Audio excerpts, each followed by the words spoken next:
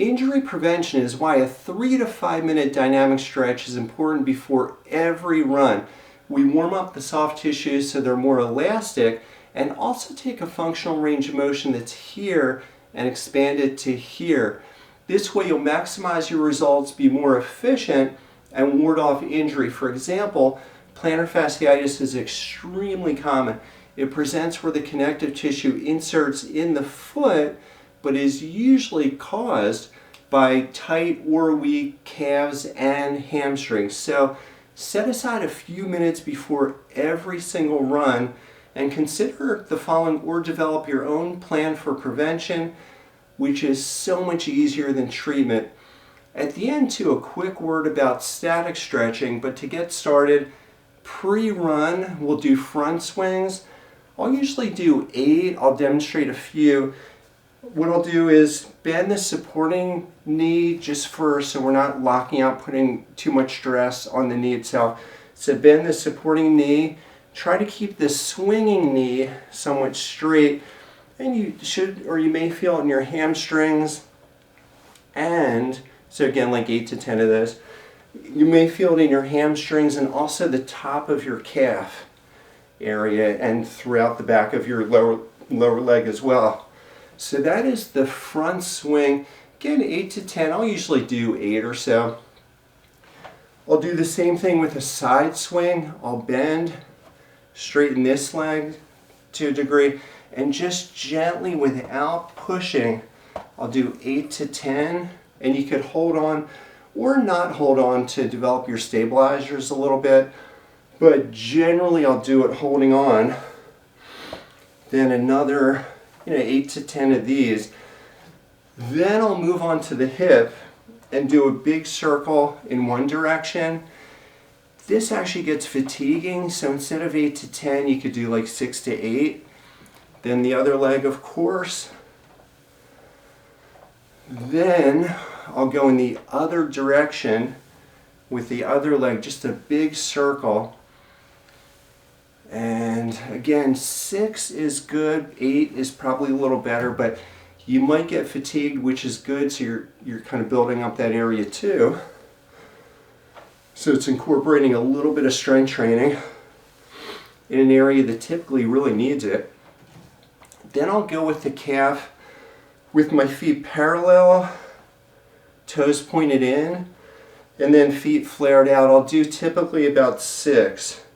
And the way I'll do it too, I'll squeeze at the top and then just get a really good stretch at the bottom, preferably off of a step.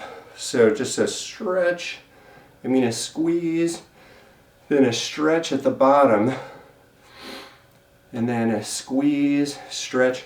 Then again, I'll kind of flare in and get a different part of the calf and the feet. It's really getting blood and flexibility everywhere. And then a good stretch at the bottom, squeeze at the top, and then a nice relaxed, gentle stretch at the bottom without pushing it, just kind of let it happen. And then I'll flare the feet out,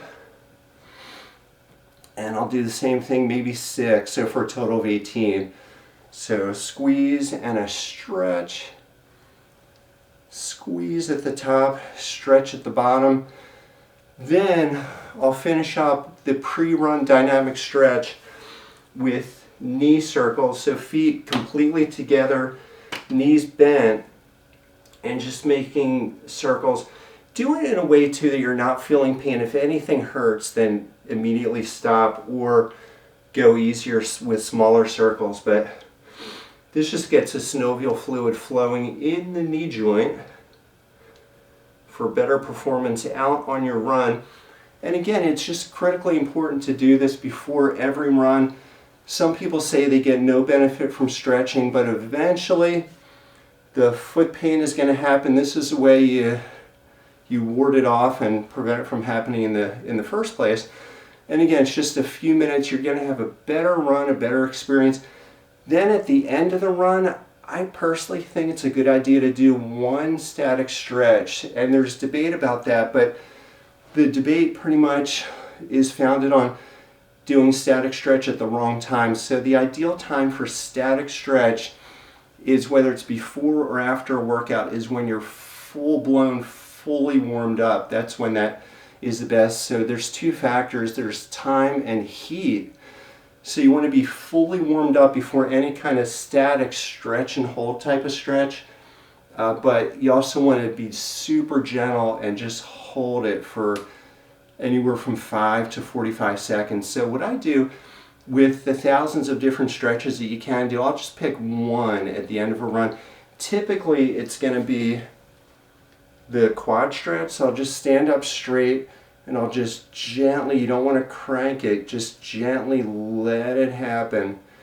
Just nice and easy. The areas of trouble for me are the front of my hips and the top of the knee, so where the patellar tendon inserts, and so typically runner's knee.